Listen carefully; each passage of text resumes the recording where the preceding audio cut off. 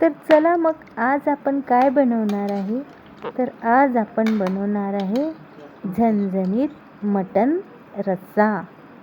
तर आपण सगळ्यात प्रथम एका कुकरमध्ये मटण छान बॉईल करून घेतलेले आहे. छान 5-6 शिट्ट्या होऊ दिलेल्या आहे. त्यामध्ये टमाटर, कांदा, हळद आणि तेल टाकून थोडं मीठ टाकून छान कुकरमध्ये आपण चिकन बॉईल करून घेतलेलं आहे आणि छान चिकन सूप तयार केलेला आहे. तर आपण छान चिकन सूप तयार झालेला आहे. तर आज आपण बनवणार आहे झणझणीत मटण रस्सा. तर हे चिकन सूप आपण मटण रस्सा भाजी करण्यासाठी तयार केलेला आहे.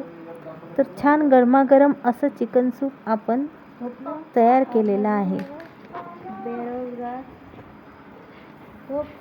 तर आपण यासाठी तयार करणार आहे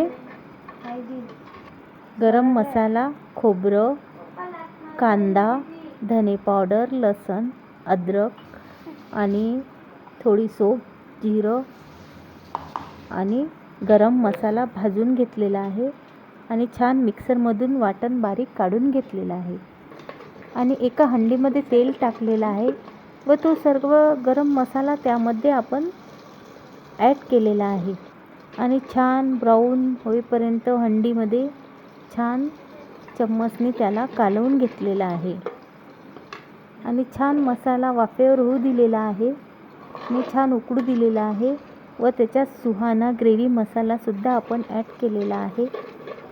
तर आज आपण बनवणार आहे झणझणीत चिकन रस्सा, महाराष्ट्रीयन चिकन रस्सा व ते बॉईल केलेलं चिकन आपण त्या रस्स्या हंडीमध्ये ॲड केलेला आहे आणि वरून त्यावर थोडासा सांबार टाकलेला आहे आणि त्याला त्या हंडीला छान त्या चिकनला छान 2-3 उकळी येऊ दिलेली आहे आणि आपण झणझणीत असा चिकन रस्सा बनवलेला आहे.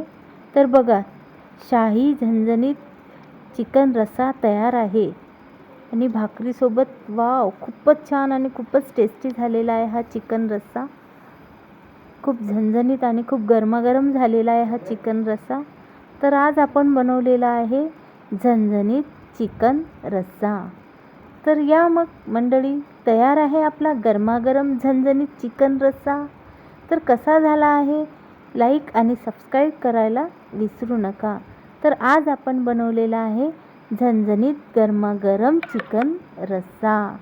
तर अशा प्रकारे आपण हा चिकन रस्सा तुम्हाला बनवलेला आहे. तुम्ही पण एकदा बनवून पहा.